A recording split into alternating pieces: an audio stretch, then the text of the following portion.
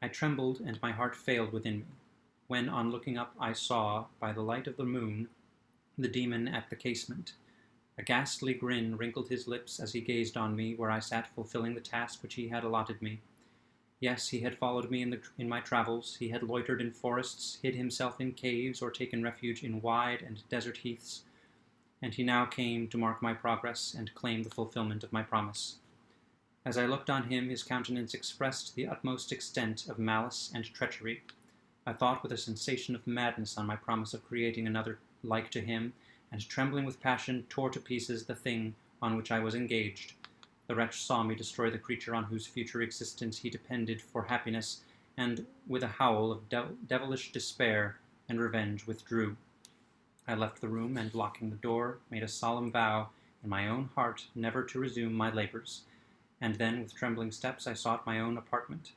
I was alone, none were near me to dissipate the gloom and relieve me from the sickening oppression of the most terrible reveries.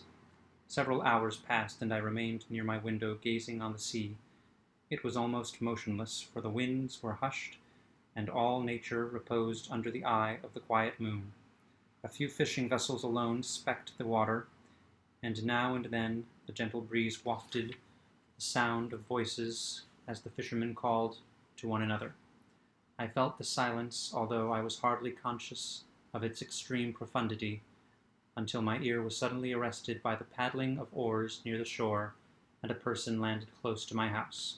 In a few minutes after, I heard the creaking of my door as if someone endeavored to open it softly. I trembled from head to foot. I felt a presentiment of who it was, and wished to rouse one of the peasants who dwelt in a cottage not far from mine, but I was overcome by the sensation of helplessness so often felt in frightful dreams, when you in vain endeavor to fly from an impending danger, and was rooted to the spot. Presently I heard the sound of footsteps along the passage. The door opened, and the wretch whom I dreaded appeared.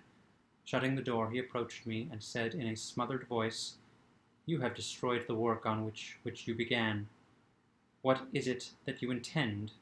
Do you dare to break your promise? I have endured toil and misery. I left Switzerland with you. I crept along the shores of the Rhine, among its willow islands, and over the summits of its hills. I have dwelt many months in the heaths of England, and among the deserts of Scotland. I have endured incalculable fatigue and cold and hunger. Do you dare destroy my hopes? Begone. I do break my promise. Never will I create another like yourself, equal in deformity and wickedness.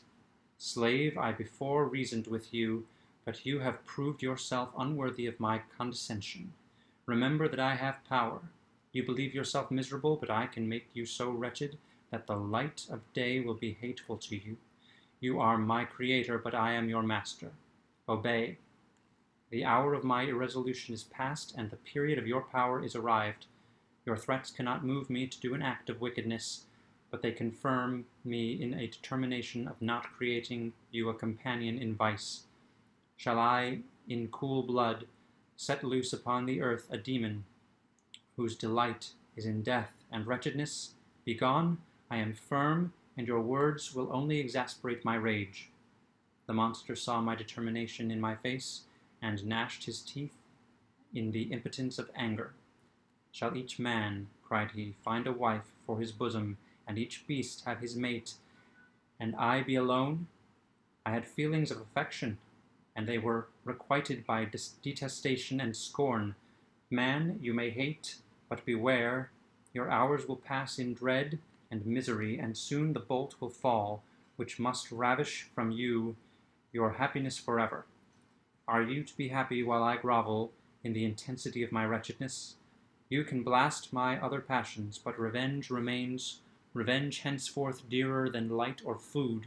I may die, but first you, my tyrant and tormentor, shall curse the sun that gazes on your misery. Beware, for I am fearless, and therefore powerful. I will watch with the wiliness of a snake, that I may sting with its venom. Man, you shall repent of the injuries you inflict. Devil, cease, and do not poison the air with these sounds of malice. I have declared my resolution to you, and I am no coward to bend beneath words. Leave me. I am inexorable. It is well. I go. But remember, I shall be with you on your wedding night.